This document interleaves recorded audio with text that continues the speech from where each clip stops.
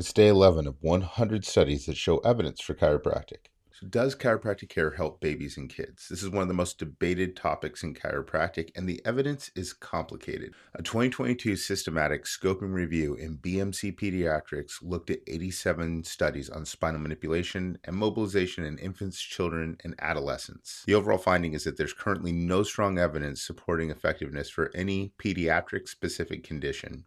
In fact, the evidence found strong to very strong evidence showing no meaningful effect on asthma-related pulmonary function, headaches, or nocturnal enuresis, which is also known as bedwetting. For most other conditions like colic or musculoskeletal complaints, the evidence was inconclusive or insufficient.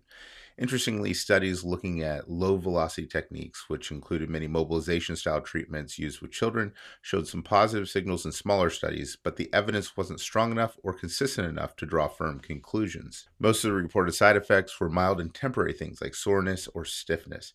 Serious adverse events were reported but were found to be very rare, and in some cases weren't just about chiropractic. They involved things like physical therapy, craniosacral therapy, and other manual therapies. And in most cases, the complications appeared to be linked more to underlying medical conditions in the child rather than the specific manual technique used. Let's talk about why the evidence isn't better.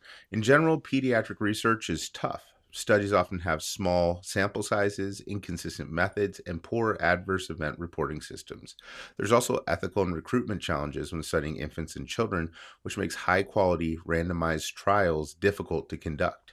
So the honest scientific answer today is this: we don't have strong evidence that spinal manipulation helps pediatric conditions, and we also need much better research to fully understand safety and effectiveness. The study called for more randomized controlled trials that can better inform the evidence base about pediatric chiropractic care. As always, we have the citation in the caption, and follow for more evidence for chiropractic.